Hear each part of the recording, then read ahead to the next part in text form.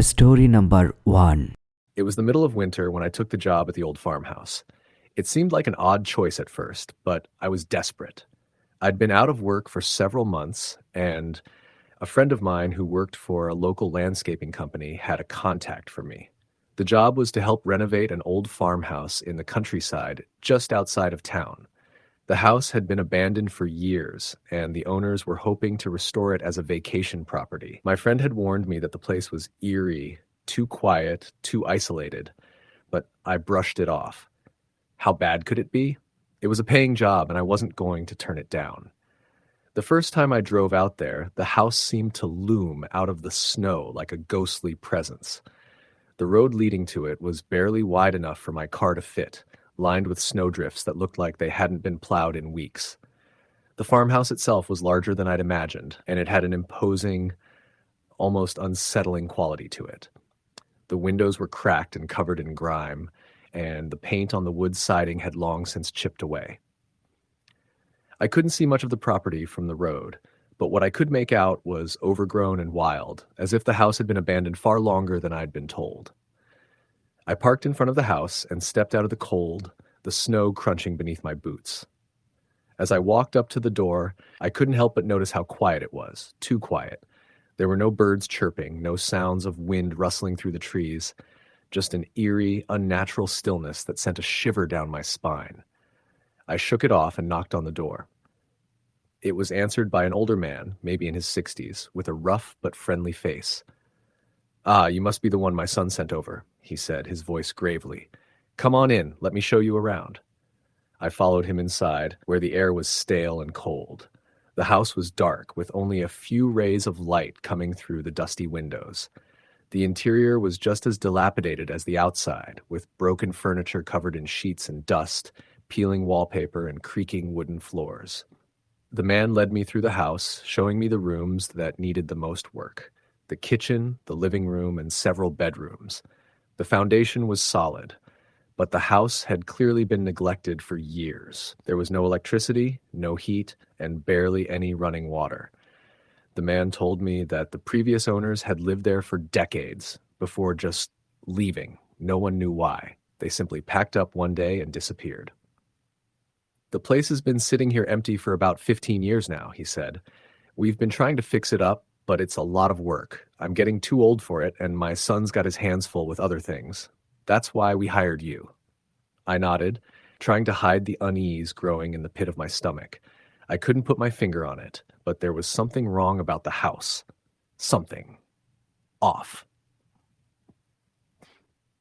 The man introduced himself as Mr. Keller, but I never got a clear answer as to why he and his son had decided to restore the farmhouse after all this time. When I asked about the previous owners, he grew vague, saying only that they were a quiet couple and that they had kept to themselves. I didn't press him further, right? But the air in the house felt thick with unspoken words. I spent the next few weeks working at the farmhouse. My days were long, filled with cleaning, painting, and fixing up whatever I could. The isolation was unnerving, especially after dark when the house seemed to creak and groan under its own weight. It was the kind of place where every noise made you stop and listen, wondering if something or someone was there. At first, I tried to ignore it, but there were moments when I couldn't. The whispering winds outside seemed to carry voices, and I would hear footsteps in the hallway when no one else was around. On the fourth night, I decided to stay in the house overnight. Mr. Keller had left for the day, and I thought it would save me time to sleep in one of the bedrooms and get an early start the next morning. I set up a small cot in one of the back rooms, and as the night drew on, the silence became almost unbearable. I kept the old fireplace going, but it barely warmed the room. The cold settled deep into my bones, and I found myself glancing over my shoulder every now and then, sensing that I was being watched. It was around midnight when I first heard it. The sound of scratching. At first, I thought it was the wind, but the sound was too deliberate, too insistent. It came from the walls, slow, rhythmic scratching, like something clawing at the wood. I tried to ignore it, but it grew louder, more frantic. My heart started to race. I got up and walked cautiously to the hallway, listening closely. The scratching continued, but it seemed to be coming from the floor above me. I grabbed a flashlight and headed upstairs. The stairs creaked under my weight as I made my way to the second floor, the sound of the scratching growing louder with every step. When I reached the top of the stairs, I stopped and scanned the hallway.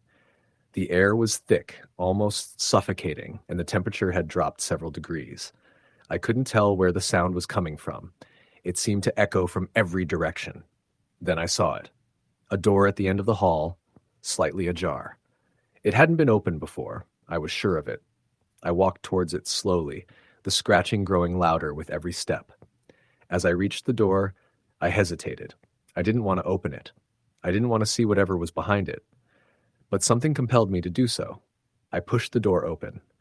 The room inside was dark, save for the faint light of the flashlight in my hand. It was a small room, no more than 10 feet by 10 feet, with a single window that was covered in dirt and grime. The walls were lined with old shelves, most of them empty. But something caught my eye, something on the floor. I stepped closer and shone the flashlight down. A small pile of dirt. At first I thought it was just dust and debris, but as I looked closer, I saw something that made my stomach turn. The dirt was disturbed, scattered in a way that suggested it had been dug up recently. As I knelt down to get a better look, my flashlight flickered. I cursed under my breath and shook it, but when it came back on, I saw something that froze me in place. A hand. A pale, skeletal hand, half buried in the dirt. I stumbled back, my heart pounding in my chest.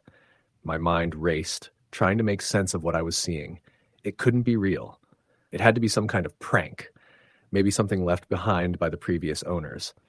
But the longer I looked at the hand, the more I felt the weight of its presence. Suddenly, I heard the sound again. The scratching. It was louder now. Closer. I turned around, and for the first time, I saw something that made my blood run cold. At the far end of the hallway, standing in the shadows, was a figure. Tall and thin, with long arms that hung down to the floor. It was barely visible in the dark, but I could make out the outline of its face, pale, gaunt, with hollow eyes that seemed to stare straight through me. I didn't know what to do. I couldn't move. The figure didn't make a sound, but I felt its presence growing stronger, suffocating. My flashlight flickered again, and when it came back on, the figure was gone. Vanished. I didn't stay long enough to find out what it wanted. I ran down the stairs and out of the house, my heart racing in my chest.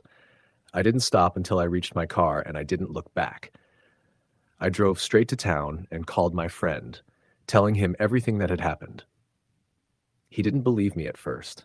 No one did. I thought about going back to the house the next day, maybe to take a look at the dirt and the hand, but I knew it wouldn't make a difference. Whatever I had seen, whatever was in that house, it wasn't something I could explain away. I never returned to the farmhouse.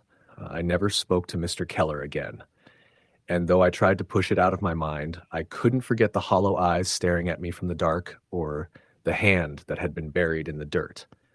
The house is still there, sitting in the snow, waiting for the next person to come along. Story the end. Story number 2. I had never been one to believe in things like ghosts or haunted houses. Growing up in a small town in Michigan, my friends and I would often talk about the spooky places in town, like the old church on the outskirts or the crumbling mansion that had been abandoned for decades. But those were just stories. Stories for Halloween or when we were trying to scare each other on late-night walks.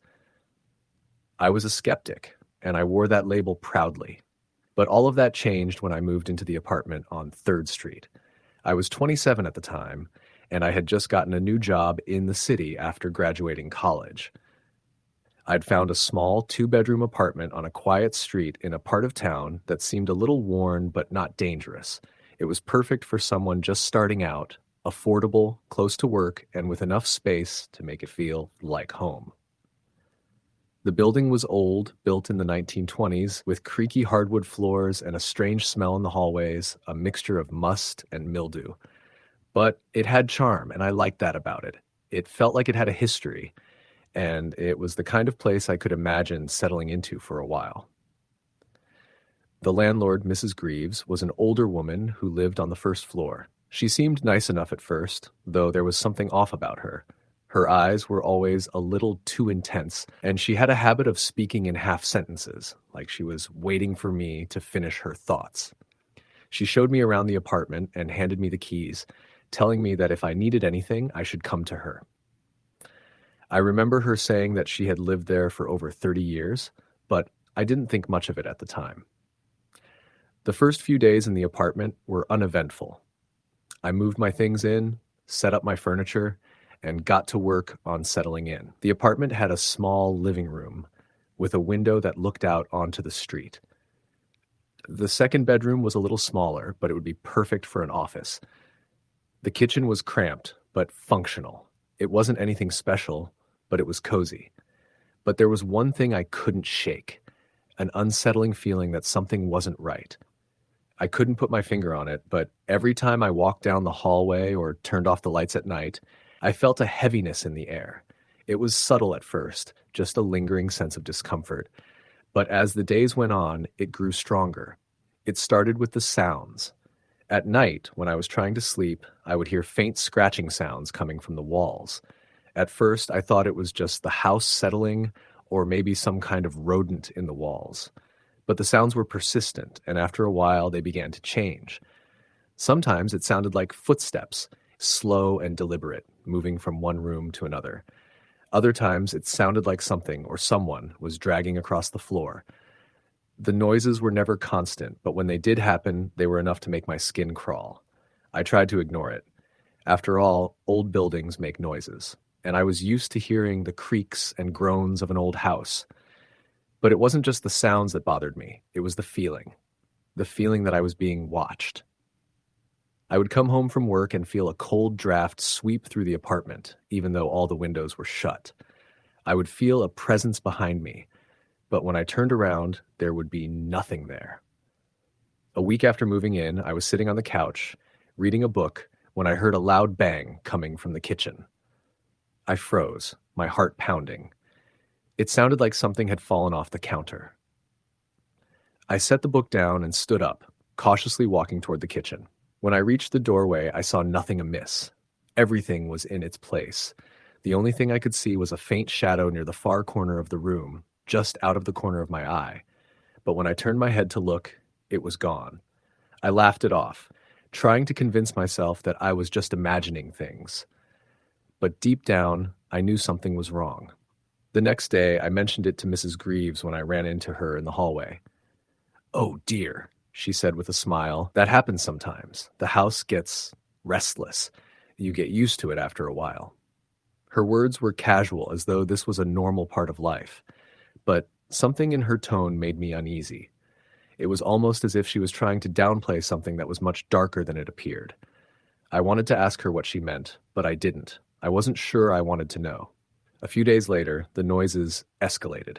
I woke up in the middle of the night to the sound of someone knocking on my bedroom door. It wasn't a loud knock, but it was distinct.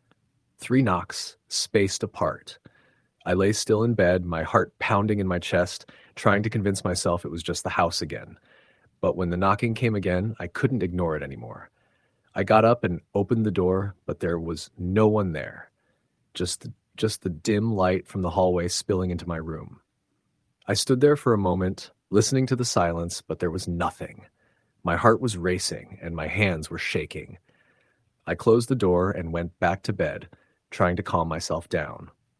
The next night, the knocking came again. This time I was ready. I jumped up from the bed and opened the door, expecting to find nothing. But this time, something was different. The hallway light flickered, casting long, uneven shadows along the walls. And there, standing at the end of the hallway, was a figure. It was just a shadow at first, but as I stared, I could make out the shape of a person. A tall figure, almost ghostly, with no distinct features. I gasped and slammed the door shut, my heart hammering in my chest. I couldn't breathe. I didn't know what to do. I tried to tell myself that I had imagined it, that it was just my mind playing tricks on me. But deep down, I knew that what I had seen was real. That night, I didn't sleep.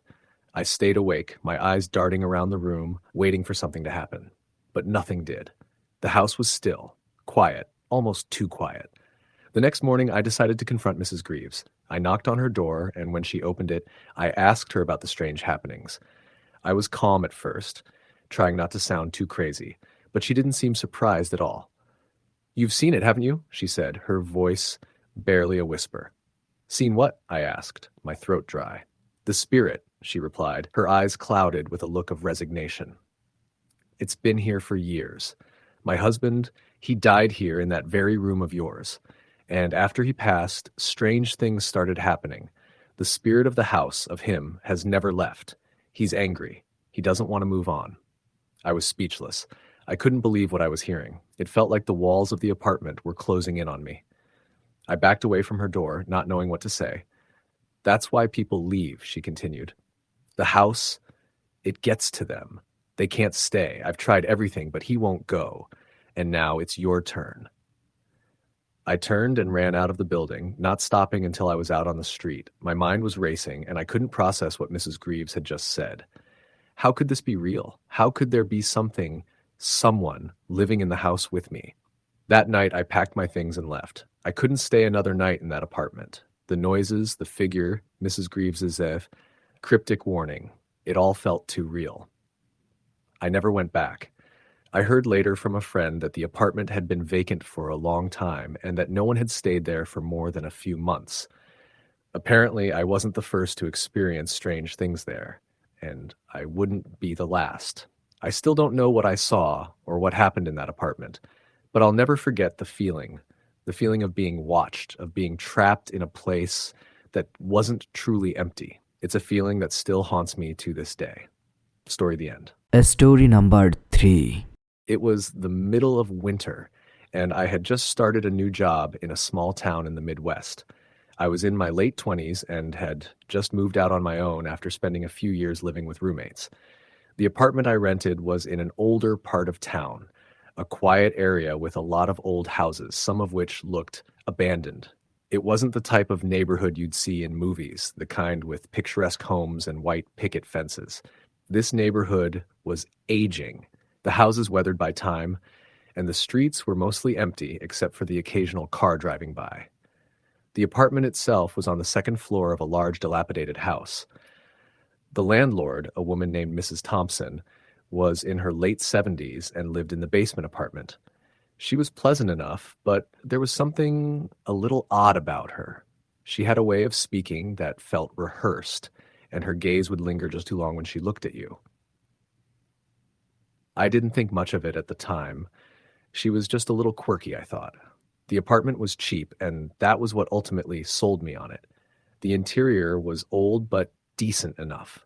The hardwood floors creaked, the walls were thin, and the windows were drafty, but it was comfortable. I moved in and started getting settled into my new life in the small town. The job I had taken wasn't anything exciting, just a desk job at a local insurance agency, but it paid the bills, and I enjoyed the slower pace of life. At first, the apartment seemed perfectly fine. The only thing that struck me as strange was how quiet it was, even during the day. It was as though there was a sort of stillness that hung in the air. I figured it was just the way old houses were built. The heating system was a bit loud at times, especially at night, but it didn't bother me. The first week was uneventful. I spent my days working and my nights curled up with books or movies. But then the noises started. It wasn't anything immediate. The first few nights I didn't notice anything. It was after a couple of weeks when I began hearing soft thuds in the walls at night. It wasn't loud, but it was persistent. At first I thought it was just the house settling, an old building creaking and shifting, but the noises started to get stranger. At first I would hear what sounded like scratching, followed by a low, muffled thud, like something heavy was being dragged across the floor. It wasn't every night, but it happened enough that it started to unsettle me. I tried to brush it off, thinking it was just a mouse or some sort of animal in the walls. The building was old, after all, and I'd heard worse noises from buildings that were much newer. But the sounds continued, always at night, usually after I had gone to bed. I would lie in bed, wide awake, listening to the creaking and scratching, and sometimes it sounded like something was dragging itself across the floor in the apartment above me. The odd part was that no one lived above me. I eventually asked Mrs. Thompson about it one morning when I bumped into her in the hallway. I was polite but curious. "I've been hearing some strange noises at night," I said, "like scratching or something moving around. Do you know if there's something going on in the walls or the attic?" She smiled politely, but there was a flicker of something in her eyes that I couldn't quite place. "Oh, you must be hearing the house settling," she said. "It's an old place. Things make noise." I wasn't fully convinced, but I didn't press her. The conversation ended there, and I thought maybe I was overthinking it. But the sounds didn't stop. In fact, they only grew worse. The scratching began to sound more deliberate, almost rhythmic, like someone or something was deliberately dragging its nails across the walls. Then, one night, it changed. It wasn't just scratching anymore. There was a knock at the wall. It came 3 times in a row. Knock, knock, knock. I shot up in bed, my heart pounding in my chest. I wasn't imagining it this time. The knock was so clear, so distinct. I waited in silence, but nothing happened. No more knocks. No more scratching. Just the stillness of the apartment. I tried to convince myself it was just the wind or a tree branch scraping against the side of the house. But deep down, I knew something was off. The noises were too consistent to be random. Someone was in those walls, or at least trying to make its presence known. The next few days, I spent more time in the apartment trying to figure out where the noise was coming from. I spent an hour in the attic, searching for anything that could explain the sounds. The attic was dusty and filled with old furniture and boxes.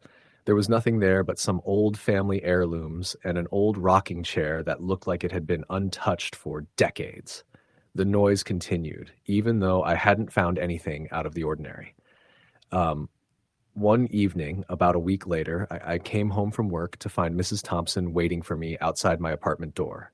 She was standing there in her thick knitted sweater, a nervous look on her face. "Could we talk?" she asked, her voice shaking slightly. I agreed, a bit concerned. We sat on the old couch in my apartment as she nervously wrung her hands. After a long pause, she spoke again. "I think you should leave," she said quietly, her eyes darting to the floor. "I've been hearing things too." I was taken aback. "What do you mean? Hearing things? Like what?" She paused again, and when she looked up, there was fear in her eyes. "You're hearing the noises, aren't you? The scratching, the knocking." I nodded slowly, unsure where this conversation was heading. It's been like this for years," she continued. "I should have warned you. I thought I could handle it. I didn't want to scare you away, but I can't keep it quiet any longer." I sat there, waiting for her to continue. She didn't speak for a long while, her face pale, her lips trembling. "The house was built by my grandfather," she said finally. "But after he died, strange things started happening. It started with noises, like you're hearing now. But they didn't stop. People would hear voices at night, and sometimes the floors would creak as though someone was walking. We've had tenants leave, just disappear in the middle of the night. But it's not just the house. It's the land. Something happened here a long time ago." I was speechless, unsure of what to say. My mind raced with 1,000 questions, but the words wouldn't come. "I've tried to get rid of it," she said, her voice breaking, "but it never goes away. No matter what I do, it keeps coming back." I was beginning to feel the weight of her words settle in. The air in the room felt thicker, heavier, like the temperature had dropped several degrees in an instant. "What do you mean by it? What's in the house?" I asked, my voice trembling. "I don't know," she whispered, "but I think it's angry." That night, I couldn't sleep. I kept hearing the knocking and scratching, but this time it was different. It was closer, louder. I couldn't tell if it was coming from the walls or the ceiling, but it felt like it was surrounding me. The sound seemed to pulse with a rhythm, as though whatever was there was trying to communicate. I felt suffocated, trapped in the apartment, as if the house was closing in on me. At around 3 a.m., I heard a voice. It wasn't a whisper like before, but a clear, unmistakable voice, muffled by the walls. "Get out." I froze. It was so clear that it sent chills down my spine. I was paralyzed with fear, unable to move or respond. The knocking started again, followed by the dragging noise. It was louder now, unmistakable. "Get out." I couldn't stay in that apartment any longer. I grabbed my things and left, just like the others had. The sounds followed me as I ran out of the building. They didn't stop, not even when I reached the street. I left the town that night, unable to look back. Years later, I returned to visit the town for work, but I couldn't bring myself to go near that house again. I found out later that it had been abandoned, and I wasn't the only one to leave in the middle of the night. Mrs. Thompson, too, had disappeared. I never found out what happened to her, but I knew that the house was still out there, waiting for the next person to come, to hear the knocks, the whispers, and the scratching. Story the end.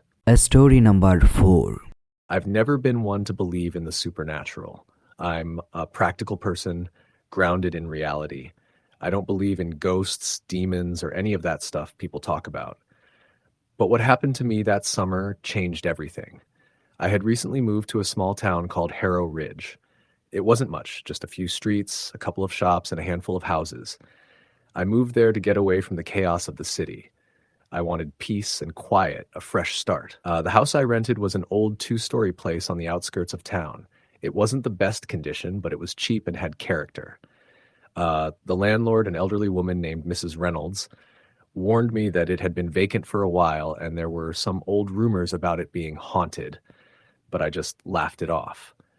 The house was large, with creaky floorboards and a long, winding staircase that led up to 2 bedrooms. The windows were old, the kind with thick, wavy glass, and the yard was overgrown with wildflowers and tall grass. Despite its age, there was something charming about it. I spent the first few days unpacking and getting settled, enjoying the solitude. But soon I began to notice strange things. Little things at first, objects that I could have sworn were in a different place than I remembered, the feeling of being watched when I was alone, doors that creaked open when there was no wind. I dismissed it all as paranoia. Old houses make noises, and when you're living alone in a new place, it's easy to let your mind run wild. The first night I really started to feel uncomfortable was a week after I moved in. I had just finished dinner and was sitting on the couch reading a book when I heard a loud bang from upstairs. My heart skipped a beat. I put down the book and stood up, listening closely. Silence. I waited for a few seconds, hoping it was just the house settling. But then I heard it again, a distinct thud, followed by a dragging noise, like something heavy being pulled across the floor. It came from the room directly above me. I was frozen in place for a moment, trying to convince myself it was nothing. But curiosity got the better of me. I grabbed a flashlight and slowly made my way upstairs. The air felt colder than it should have been, and I couldn't shake the feeling that something wasn't right. I reached the top of the stairs, and the house seemed eerily quiet again. The dragging sound had stopped. I stepped into the room that the noise had come from. It was a spare bedroom, nothing special. The floor was covered in dust, and there were old furniture pieces scattered around, a rickety bed, a dresser with a broken drawer, a rocking chair in the corner. The window was open, letting in the cool night air, but there was nothing in the room that could explain the noise. I checked every corner, under the bed, in the closet. Nothing. There was no sign of anyone being there, no indication that anything had moved. The room looked as it had when I first saw it. I stood there for a few moments, my breath coming a little faster, trying to make sense of it. Maybe it was an animal in the walls. Maybe the wind had moved something downstairs and it had sounded like it came from upstairs. I went back downstairs and sat on the couch, still unsettled. I couldn't stop thinking about it, about the noise, but eventually I forced myself to push it aside and go to bed. I pulled the covers up and tried to sleep, but it felt like I was being watched. My eyes kept darting around the room, and every creak of the floorboards made my heart race. I don't know how long I lay there, staring at the ceiling before I finally drifted off. The next few days were a blur of unease. I couldn't shake the feeling that something was wrong. Every time I walked into a room, I felt like I wasn't alone. I would catch glimpses of movement out of the corner of my eye, but when I turned to look, there was nothing there. I started to hear whispers in the silence of the house, soft voices that seemed to come from nowhere. I'd wake up in the middle of the night to the sound of footsteps pacing down the hallway, but when I checked, no one was there. I tried to ignore it. I kept telling myself it was just my mind playing tricks on me. But then things escalated.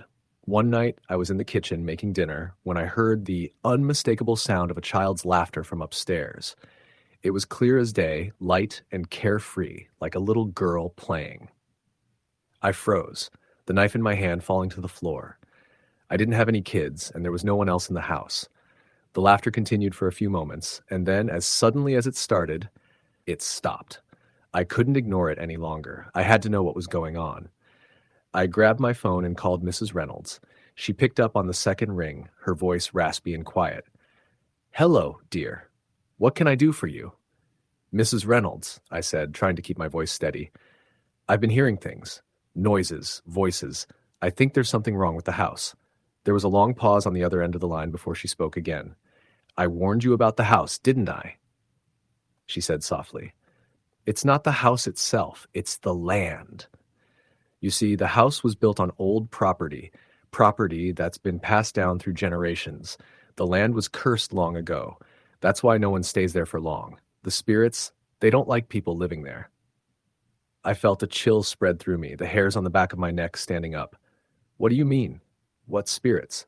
"Children," she whispered, her voice trembling.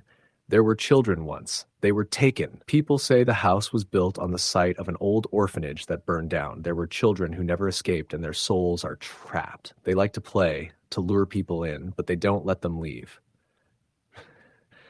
I didn't know what to say. I was still trying to process her words, but part of me knew she wasn't just telling me a story. She was warning me. "Get out of there, dear," she said softly, "before it's too late." I didn't sleep that night. I spent the hours pacing around the house trying to make sense of everything Mrs. Reynolds had told me. I wanted to leave, but something kept me there. Maybe it was fear, maybe it was pride. But I stayed. The next morning I found something I hadn't seen before. It was a small wooden box under the floorboards in the corner of the spare bedroom. I must have overlooked it the first time I checked the room, but now it was clear. The box was old, the wood worn and cracked. When I opened it, I found a collection of old, yellowed photographs. They were pictures of children, young, smiling faces, some of them holding hands, some sitting on a staircase, all with dark, hollow eyes that seemed to stare into me. My blood ran cold as I sifted through the photos, feeling the weight of their gaze. That's when I heard it again, the laughter. Only this time it wasn't coming from upstairs. It was coming from inside the walls, echoing through the room, growing louder and closer. I dropped the box, my heart hammering in my chest, and ran downstairs. But it was no use. The house was alive with noise now. Whispers, footsteps, laughter, all blending together in a chaotic symphony of dread. I ran out of the house, slamming the door behind me, and didn't stop until I reached the road. I didn't look back. I didn't care what was inside that house. I had to get away, and I wasn't coming back. I stayed in a hotel that night, and I never returned to the house. Mrs. Reynolds never called me again. I heard from someone in town that the house had been empty again after I left. No one had stayed there since. Sometimes, late at night, when I'm alone, I hear the sound of children's laughter. I don't know if it's just my imagination or if something has followed me, but I know one thing for sure. Some places are best left undisturbed. Story the end. Story number 5. I've always been a practical person. I don't believe in ghosts or the supernatural or anything that couldn't be logically explained. But that changed one summer. A few years ago, I took a job as a caretaker for a small, secluded cabin in the woods. It was a good gig, quiet, low stress, with decent pay. I'd work during the day, taking care of the property, keeping everything clean and maintained, and the owners, a middle-aged couple, would come up on weekends. They'd inherited the cabin from a relative who had passed away, and they didn't want to let it go to ruin.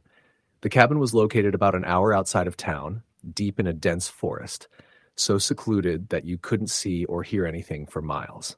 It felt like I was in my own little world. The first few days, I couldn't believe my luck. I spent my time chopping wood, fixing the roof, and making sure the cabin was in good shape. The forest around the cabin was thick with trees, and there was a small creek nearby that made a peaceful, calming sound when it ran over the rocks. It was perfect. I had nothing to complain about. But then, after about a week, I started noticing things. It began with the noises. I was outside one evening, taking a break and sitting on the porch when I heard something in the woods. It wasn't the usual rustling of leaves or the sound of animals moving around. It was something much heavier, like footsteps. Slow, deliberate, and far too heavy for any animal I could think of. I shrugged it off. Maybe it was just a deer or some other animal, but the sound seemed wrong, almost human. It was too deliberate, too methodical. I tried not to let it bother me, but it kept happening. Every night around the same time, I would hear those footsteps, and sometimes I would hear the sound of something scraping along the cabin's walls. I checked the outside of the house multiple times, thinking maybe it was just tree branches or something else, but there was nothing. The walls were clear, no sign of any animals or branches that could cause that noise. The wind didn't blow that strongly either, so I couldn't explain it. One evening, it got worse. I was inside the cabin, cleaning the kitchen after dinner, when I heard a loud thud coming from upstairs. I froze, my heart racing. The only other person around was the neighbor, who lived a mile or so away, and I knew he wasn't home. I hadn't heard a car or anything. I slowly walked upstairs, trying to shake off the feeling that something was wrong. As I reached the top, I saw that the door to the guest bedroom was wide open, something it hadn't been when I had gone in there earlier. The room was dark, but there was a feeling of something, or someone, being in there. I told myself it was just my imagination. Maybe I had left the door open without realizing it, or maybe it had been blown open by the wind. But as I stepped into the room, I immediately felt a chill in the air, even though it was warm outside. It was as if the temperature had dropped several degrees in an instant. I could see my breath, and the hairs on the back of my neck stood on end. The room was empty, but there was a strange smell in the air, something musty and old, like damp earth. I checked the closet, the windows, but everything seemed fine. I couldn't shake the feeling that someone had been in there, though. That's when I noticed the footprints. They were small, but they weren't human. They looked like animal tracks, but much too neat, almost too perfect. They led from the corner of the room to the closet and then stopped. I stood there for a moment, staring at them, trying to make sense of what I was seeing. The hairs on my arms stood up as I realized that these prints weren't natural. They weren't even from any animal I recognized. I backed out of the room quickly, my mind racing. What the hell was going on? Was someone messing with me? I'd checked the cabin before, and everything had seemed fine. I was starting to feel paranoid, but I couldn't shake the feeling that someone was watching me. The next day, I went into town to grab some supplies. The whole drive back, I couldn't get the thought of the prints out of my head. I had to be imagining things. Maybe it was a raccoon or something else I hadn't seen before, but it didn't explain the chill in the room or the feeling that something wasn't right. When I got back to the cabin, I felt the weight of silence press down on me as soon as I stepped out of the car. I tried to tell myself that I was just overthinking things, but the thought wouldn't leave my mind. That night, I decided to set up some cameras around the cabin to see if I could catch anything unusual. I placed one outside near the back porch and another inside facing the front door. I wasn't sure what I was expecting to find, but I felt like something was just off. At around 2 a.m., I woke up to the sound of the front door creaking open. I shot up in bed, heart pounding. I glanced at the camera feed on my phone. The front door was wide open, just like the door upstairs had been. I didn't know what to do. My instincts told me to call the police, but I didn't want to overreact. I grabbed the flashlight and quietly made my way downstairs, trying not to make a sound. As I reached the living room, I froze. The door was standing wide open, but there was no one there. Just the night, the cold wind, and the darkness beyond. I stepped outside, my flashlight cutting through the blackness. I checked around the cabin, but there was nothing. No sign of anyone. The wind had picked up, howling through the trees, but I didn't hear anything else. I felt like I was being watched.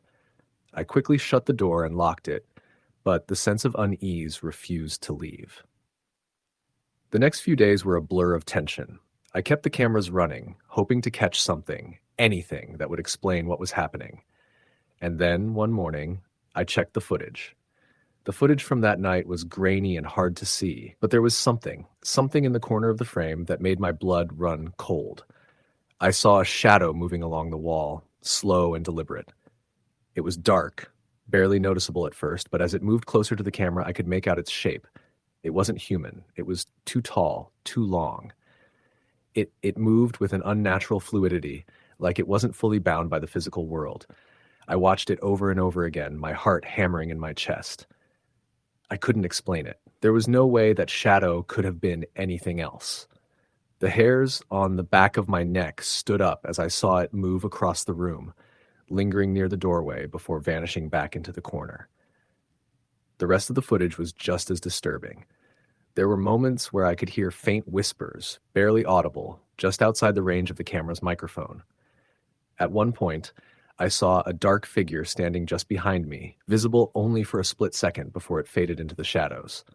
I was terrified, but I couldn't leave. The owners had already paid me for the month, and I didn't have anywhere else to go. But I knew something was wrong. I was no longer alone in that cabin. Whatever was there, whatever had been watching me, it wasn't human. It was something else, something dark. That night, I packed up my things. I couldn't stay there any longer. As I turned to leave, I heard a voice behind me. It wasn't a whisper, but a low growl, just loud enough to make me stop dead in my tracks. "You can't leave." I spun around, but there was nothing there. The cabin was silent again. I ran out of the house, slamming the door behind me, and didn't stop until I was back in town. I never returned to that cabin, and I don't know if the owners ever got around to fixing it up. They never called me again. I don't know what it was that was in that house with me, or why it was there. But I know one thing for sure. It wasn't something that was ever meant to be disturbed. Story the end. Story number 6. I was 32 when I moved back to my hometown in Vermont. Not because I wanted to, but because my mother had passed and the house needed to be sold. It was a 2-story colonial tucked into the woods on the edge of town, where the fog rolled in heavy in the mornings and the nights got dark enough to feel like you were the last person on Earth. The house hadn't been updated since the late 70s. Floral wallpaper peeling at the edges, linoleum floors warped with time, and furniture covered in plastic like it had been waiting for a resurrection. My mother had been a private person. She didn't talk much to the neighbors, didn't go out. Most of the town thought she was strange. I always chalked it up to grief. My dad died when I was 6, and she never really got past it. When I got the call from the hospital saying she'd passed from a stroke, I was halfway through a sandwich and barely listening. The news didn't hit me like it should have. We hadn't talked much in the last few years, just birthdays and obligatory holidays. I told myself I'd go through the house quickly, box up what I needed, and sell the place as is. I moved in temporarily while I sorted everything out. My apartment lease in the city had just ended, so it was convenient. That first night was quiet, the kind of quiet that felt unnatural. No cars, no hum of electricity, just the occasional creak of wood as the house settled. I slept in my childhood room upstairs, surrounded by yellowing posters of bands I no longer listened to, and a ceiling full of those old plastic glow-in-the-dark stars. I started noticing things the second day. Little things. At first, I thought I was just forgetting. I'd leave my keys on the kitchen counter, come back an hour later, and they'd be on the hall table. I assumed I was distracted. Grief did weird things to people. By the end of the week, I wasn't sleeping much. I'd lie in bed, eyes open, listening to the sounds of the house. The old wooden stairs groaned at random times like someone was walking up them. The faucet in the upstairs bathroom dripped despite being tightly shut. Once, I heard what sounded like a whisper outside my door. A single word I couldn't quite make out. I started locking the bedroom door at night, not because I was scared, I told myself, but because I wanted peace of mind. But the door would be open in the morning, wide open, every single time. On the 8th night, I woke up at 3 a.m. sharp, gasping for air like I'd been drowning in my sleep. I couldn't move it. My whole body felt pinned down. After about 30 seconds, the pressure lifted, and I sat up, heart pounding. The room was cold, freezing cold, like a window had been left open. But everything was shut tight. There were footprints on the carpet, small ones, bare feet, leading from the door to the side of the bed. I stared at them for a long time, trying to convince myself they were mine, but they were too small, too narrow, and they disappeared halfway across the room like the person had vanished into thin air. I cleaned them up and didn't mention them to anyone. The town was small, so word of my mother's passing got around fast. One afternoon, I went into the local hardware store to get a new lock for the bedroom door. The guy behind the counter was in his 60s, gray beard, name tag said Earl. He gave me a funny look when I told him the address. "You're Mary Pritchard's boy?" he asked. I nodded. He paused, then leaned in slightly. "You staying in that house?" "For now," I said. He hesitated again. "You know anything about the history?" "No," I said. "Why?" Earl scratched his beard. "Back in the day, maybe 10 years after your dad passed, your mom stopped leaving the house. People thought she went nuts. Some say she started doing weird stuff. Rituals, burned things in the yard at night, talked to herself in the woods." I laughed nervously. "You sure that wasn't just small-town gossip?" He shrugged. "Maybe. But there was a kid that went missing in those woods. Never found. Happened right around that time." I didn't respond, just paid for the lock and left. But it stuck with me. That night, I installed the new lock. A deadbolt this time. Solid, heavy duty. I also nailed the window shut and shoved a dresser in front of the door.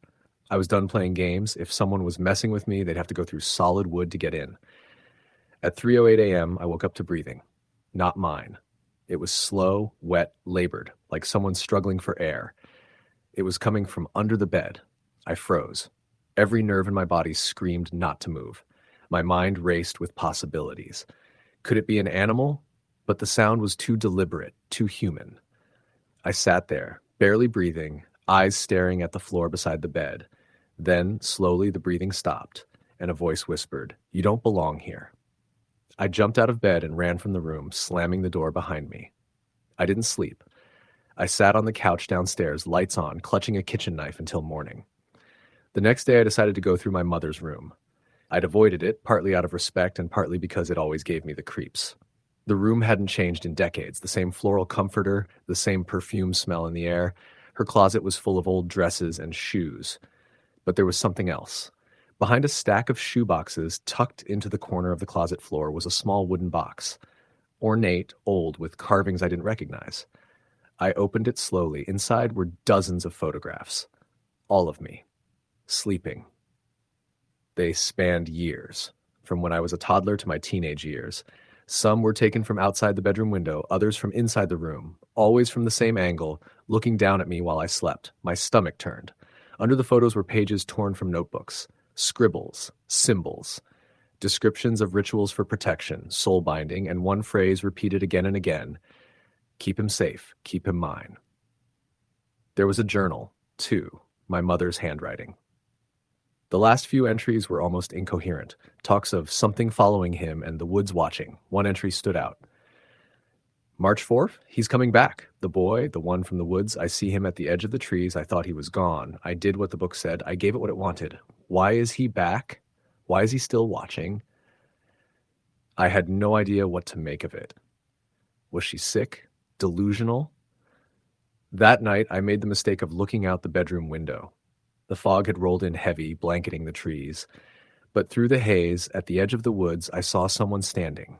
Small, still, a child. I watched for what felt like forever. They didn't move, didn't wave, just stood there, facing the house. I shut the curtains and sat on the floor, trying to breathe. The power went out just after midnight. A slow fade, not a sudden snap. The house grew colder than it had any right to be. I lit a candle and waited for dawn. Every creak, every whisper of wind sounded like footsteps. But nothing happened until I went back upstairs. The door to my room was wide open, the deadbolt untouched, the dresser unmoved, and scrawled into the wall above the bed in long, jagged letters were the words, "You should have stayed gone." I left that day, packed a bag, and drove to a motel 3 towns over. I put the house up for sale the next week and didn't step foot inside again. The realtor called a few weeks later. She'd gone in to take photos and said there was a smell, something rotting. They called someone to check the crawl space under the house. What they found made the local paper. 3 skeletons, small, children. No IDs, no clothing, no explanation. One of them had a length of cloth tied around its neck, the same kind of cloth my mother used to hem into her church dresses, the kind she always carried with her. The police opened an investigation, dug through records. Nothing conclusive. The bodies were dated to be at least 30 years old. The only theory was that they were victims of an old serial killer, maybe one that used the woods to dump remains, but no one had ever been caught. I tried to forget. I moved back to the city, started over. But sometimes at night, I wake up at exactly 3:08 a.m., heart racing, the air cold around me. And sometimes when I look out the window, I swear I see a small figure standing just beyond the edge of the streetlight's glow, waiting, watching. Story, the end. Story number 7. When I was 23, I lived in a small one-bedroom apartment just outside of Scranton, Pennsylvania. It was nothing fancy, just a cracked parking lot, thin walls, and a gas heater that made unsettling popping sounds in the winter. I was working at a used car dealership, grinding through 10-hour days and struggling to get by. I didn't have a social life. I didn't have many friends in the area. But the rent was cheap, and the place had this grimy kind of charm that grew on you after a while. The apartment was on the second floor, tucked at the back of a 2-story building that was half vacant. I had one neighbor, a guy in his 40s named Marvin, who kept to himself. We only talked twice. The first time was when I moved in. He offered me a hand with a box of dishes, told me he worked nights, and then disappeared inside. The second time was a few months later when I found one of his packages at my door by mistake. He opened his door just a crack when I knocked and took the box with barely a thank you. I remember he had this strange smell about him, like something sweet left out too long. By November, things started to get weird. It was little things at first, stuff you could write off as nothing. My bedroom door would be open in the morning when I was sure I'd closed it before bed. Dishes I hadn't used would end up in the sink. Lights I swore I turned off would be on when I got home. I blamed stress, maybe the long hours messing with my head. But then I started hearing things. At night, just as I was falling asleep, I'd hear the faintest creaking, wood bending slowly, like someone was shifting their weight in the hallway. But when I sat up to listen, it'd stop. Sometimes it sounded like it was coming from inside my apartment, and other times from above. The problem was, there was no above me. My ceiling was the roof. I told myself it was just the building settling or raccoons or something. I even went up there one Saturday with the landlord's permission. Nothing. Just gravel and vents and a view of the woods beyond the lot. One night in early December, I woke up at 3:14 a.m. with the worst feeling. I wasn't having a nightmare. I wasn't sweating or breathing hard. I just knew I was being watched. The apartment was silent, the kind of quiet that presses against your ears. I stayed in bed, not moving, not even blinking, eyes wide in the dark. I had a lamp by the bed, and I reached for the pull cord slowly, trying not to make a sound. When the light came on, no one was there. Still, I got up, checked the closet, the bathroom, under the bed, every corner of the living room, nothing. But when I got to the kitchen, I found the back door, the one that led to the fire escape, unlocked. I never left it unlocked. I didn't even use it. I locked it again, made sure it clicked, and pushed a chair up against it just in case. I hardly slept that night. The next morning, I told myself I must have forgotten to lock it. That maybe the cold weather was getting to me, making me paranoid. But I couldn't shake the unease. I started double-checking every door and window before bed. I bought one of those little doorstop alarms for the back door and set it every night. A week went by. Nothing happened. Then, one Saturday night, I stayed up late watching TV. Around midnight, I went into the kitchen for a beer and noticed something weird. The fridge was slightly open. Just a crack. Enough for the light inside to cast a sliver across the tile floor. I knew I hadn't opened it. I hadn't even been in the kitchen since dinner. I swung the door open fast like someone might be crouched inside, even though that made no sense. There was nothing. But inside, all the labels on my food were turned to face backward. Every single one, cans, bottles, boxes, all spun around. I just stood there for a long moment, heart thudding, unable to breathe right. I put everything back the way it was supposed to be, closed the fridge, and sat on the couch with all the lights on until morning. I didn't sleep. I didn't even sit with my back to the room. I told my manager at work the next day that I thought someone might have broken in. He told me to call the cops, but I didn't. I didn't have any proof and nothing was stolen. I didn't want to seem crazy. I started staying out later after work, hanging out at diners or coffee shops just to avoid being in the apartment. But I couldn't afford a hotel, and I didn't have anywhere else to go. A few nights before Christmas, I got home late. It was freezing cold and dark. I walked up the stairs to my unit and found my front door unlocked. I know for a fact I'd locked it. I stood there in the hall, hand on the doorknob, heart going wild. I didn't want to go in, but I had to.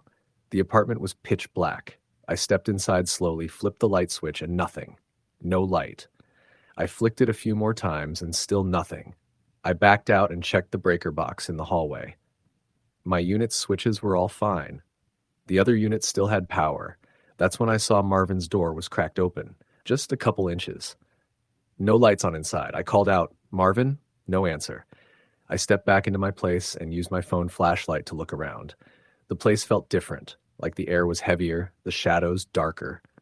I walked into the kitchen and found every cabinet door wide open, not just ajar, open, like someone had been looking through them.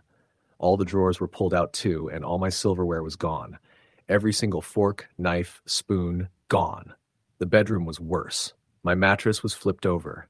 The pillows were torn open and scattered across the floor. The closet doors were wide open, clothes hanging half off their hangers. But nothing was taken. My laptop was still there. My wallet. Even the cheap watch I kept on the dresser. That night, I went to a motel. I didn't go back the next day. I didn't even call the cops. I just sat in that motel room trying to come up with a plan. I didn't have the money to break my lease. I thought maybe I could stay at the motel until the end of the month, get a new place after the holidays. Then, on Christmas Eve, I got a call. It was the landlord. He asked if I was home. I said no. He asked me if I had given anyone else a key. Again, I said no. Then he told me something I'll never forget. Marvin was dead. The police had found his body in his apartment that morning. He'd been dead for over 2 weeks, probably closer to 3. They only found him because someone in the building below had complained about the smell. The details were horrible. He'd been lying face down in his hallway, blood everywhere, and there were things written on the walls in his own blood. The worst part? The coroner said Marvin had likely died before all the weird stuff started happening to me. I asked the landlord if it could have been Marvin's body I was smelling. He said no, the smell wasn't noticeable in my unit. He seemed confused. He asked again if I'd given anyone a key. I told him no, of course not. And then he got real quiet and said something that still keeps me up at night. The police think someone else might have been living in his unit after he died. I didn't understand. Like a squatter, I asked. No, he said. More like someone who didn't want to leave. The cops found signs that someone had been staying there, sleeping on the floor, using canned food, even lighting candles. But no one had seen anyone coming or going. And here's the thing. There was a hatch in Marvin's closet that led to a crawl space between the walls, one that extended behind the drywall of my unit. They found footprints in the dust, bare feet. A couple weeks later, I finally went back to the apartment during the day to collect my stuff. I had a friend with me, and I brought a baseball bat just in case. The place was freezing cold. Everything was exactly as I'd left it, except one thing. On the wall above my bed, carved into the paint, were the words, "I watched you sleep." They weren't there before. I'm sure of it. I moved in with my sister 2 towns over. I don't live alone anymore. I still wake up at 3:14 a.m. sometimes with that same feeling that I'm not alone. I still check the locks 3, 4, 5 times before bed. I never leave my closet door open, not even a crack. And sometimes, late at night when it's real quiet, I think I hear creaking in the walls. Story the end. Story number 8. It started with the sound of the neighbor's dog barking. Not a typical bark either. It was that desperate, high-pitched sort of howl that cut through the air like something was wrong. It was mid-November, cold and still, and the air had that kind of bitter clarity that carried sound farther than normal. I could hear the chain rattling in the yard next door as the dog flailed against it, and I remember thinking how unusual it was for the dog to be out that late, let alone making that much noise. At first, I tried to ignore it. It was around 15 in the morning, and I just shut off the TV in the living room. The glow from the screen still lingered in the reflection on the window. I had a small basement apartment, sort of tucked under an old craftsman house in Spokane. The landlord, Doug, lived upstairs, but I rarely saw him. The place was cheap, and I was saving money, so I didn't complain much. I just went about my days, that kept to myself, and worked at the record store downtown. I figured the dog must have seen a raccoon or maybe a coyote. Those weren't unusual out here. Uh, but when it didn't stop after 10 minutes, I peeked through the curtains. There wasn't much to see. The neighbor's backyard was only visible through a sliver between their garage and the back of my landlord's house.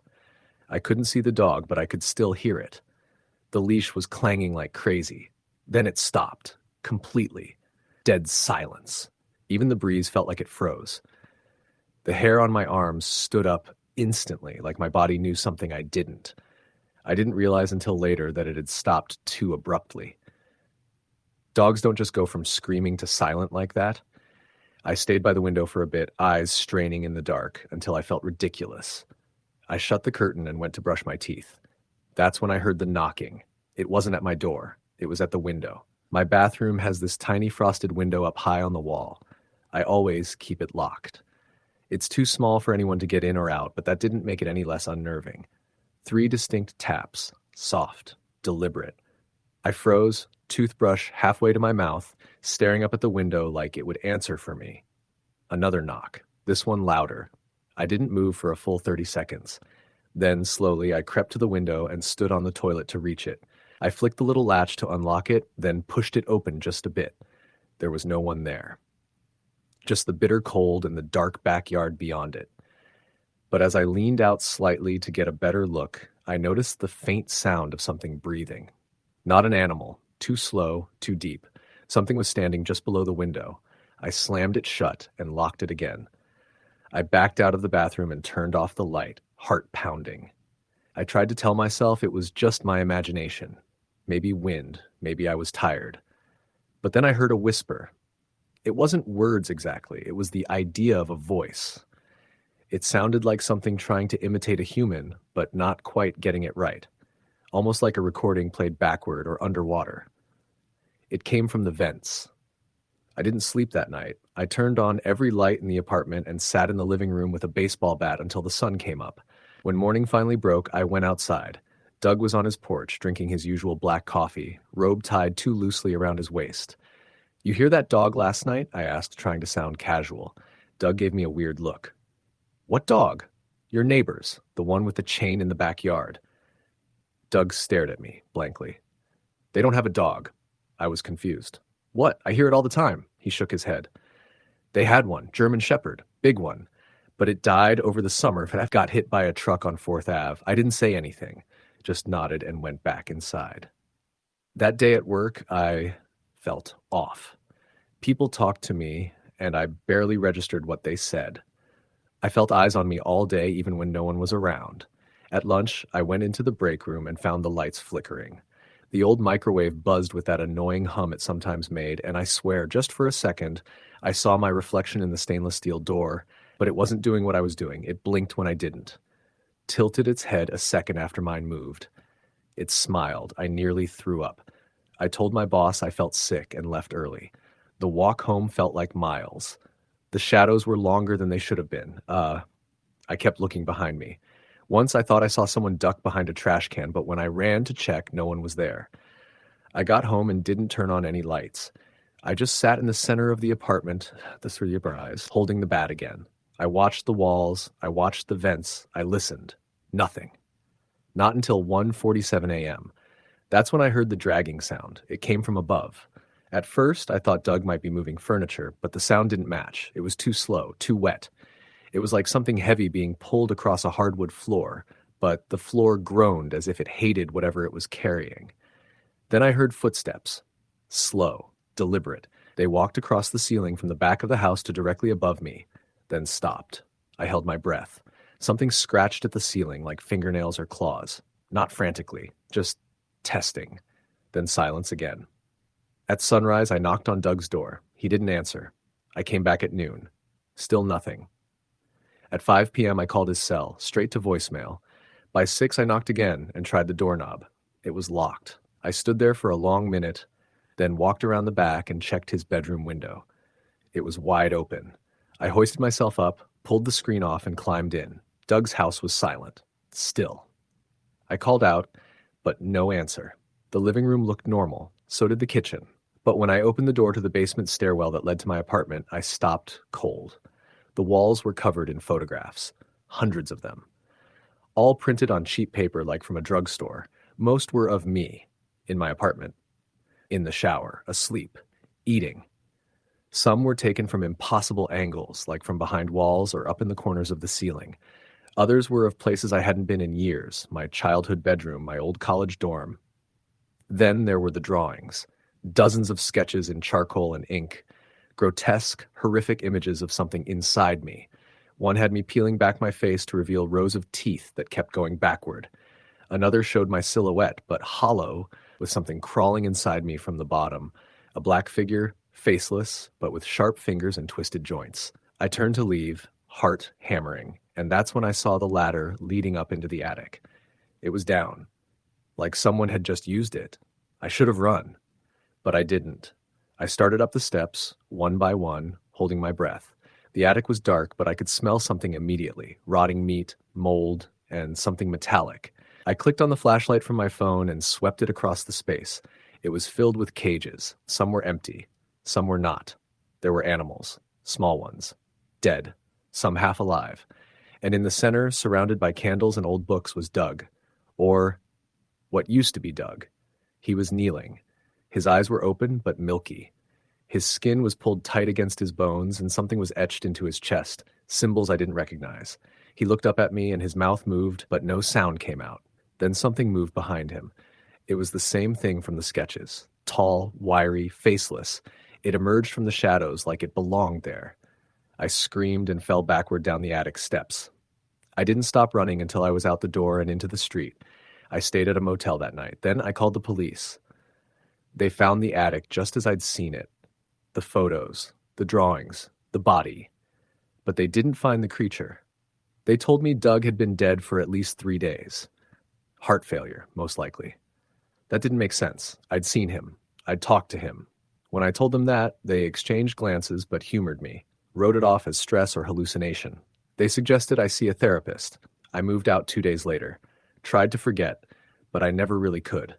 Especially not after the photos started showing up in my mailbox. No return address. Just envelopes. One every week. Each one has a new photo of me, from inside wherever I'm staying. In the latest one, I'm asleep. And there's something standing next to the bed. Story of the end. Story number 9. I used to work overnights at a 24-hour gas station in northern Indiana, out in one of those stretches of road that cuts through endless miles of farmland. I was 29, had just gotten laid off from a warehouse job, and needed something, anything, to keep a paycheck coming. The job wasn't complicated. Keep the place clean, man the register, and make sure no one steals anything. It was quiet most nights. Just me, the hum of fluorescent lights, and the occasional trucker or insomniac dragging through the doors for a coffee or pack of smokes. The station sat alone off Highway 37. Nearest town was a good 15-minute drive, and the only light for miles came from the pumps and the flickering blue bug zapper hanging just outside the door. Across the road was nothing but cornfields that stretched into blackness. I liked the isolation at first. It felt peaceful in a way.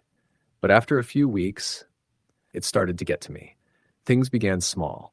I'd come back from the restroom and find the candy racks rearranged. Not all of it, just small things. M&Ms flipped backwards, gum packs in the wrong slot. Thought maybe I was misremembering. Then I started hearing sounds, not just the creaking of old walls or the compressor from the fridge kicking on. No, this was different. Like someone clearing their throat, or tapping, faint, rhythmic tapping, like fingernails on a window pane. I'd step outside to check the lot, but it was always empty. Just the bugs and the buzz of electricity. One night in mid-October, around 3:45 a.m., I saw someone standing across the road. No car, no movement, just a shape, still and dark, half hidden by the corn.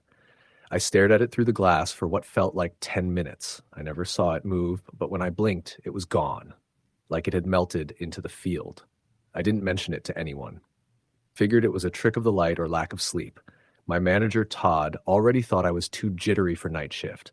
Then came the knocking. Not at the front door, not even the windows. It came from inside the walk-in cooler. I was wiping down the counters when I heard it. 3 sharp raps, knock, knock, knock, from inside the cooler where we kept the drinks. I thought someone had slipped in without me noticing. I grabbed the bat we kept under the counter and crept toward the cooler, opened the door, heart racing. No one was there, but one of the beer bottles on the middle shelf was tipped over, slowly dripping onto the floor. I cleaned it up and told myself I imagined the noise. The next night, same thing. Knock, knock, knock. This time, it was louder, more deliberate. I opened the cooler again. Empty. But something was off. The smell. It wasn't the usual beer and coolant odor. It smelled wrong. Sour. Like rotting fruit and metal. I didn't step inside, just shut the door and walked away. That smell lingered. Even when I left the cooler open for hours, it hung in the air. I sprayed cleaner, aired the place out. Nothing helped. Then came with notes. A Post-it stuck to the monitor at the counter when I came back from sweeping the lot. Bright yellow. Just 4 words. I see you sleep. I stared at it for a long time. No one had come into the store. I checked the security footage. Nothing. No movement, no cars, no one coming in or out.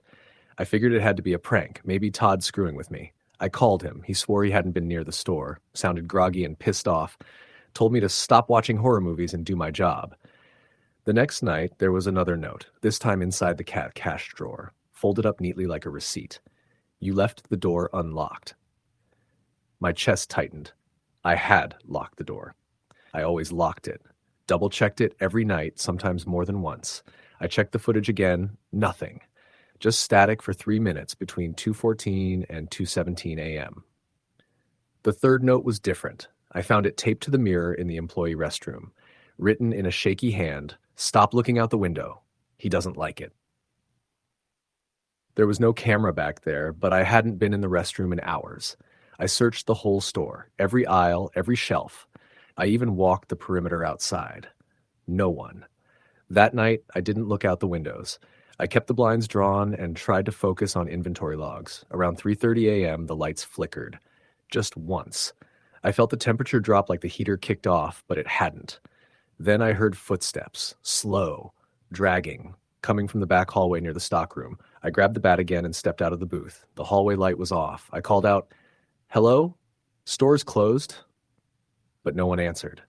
The footsteps stopped. I edged closer, bat raised, flicked on the hallway light. Nothing. But the door to the stockroom was wide open. I'd locked it earlier. I always locked it.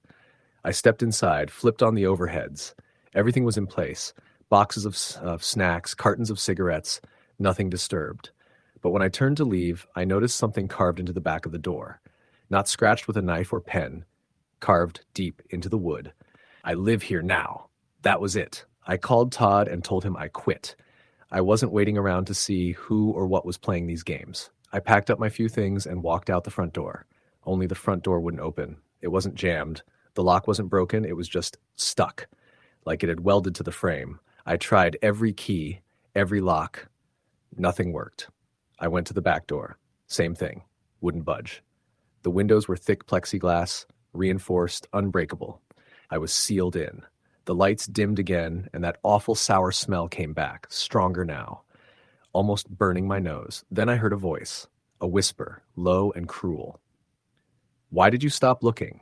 It wasn't from a speaker or the hallway. It was right behind me. I turned around swinging, but the store was empty.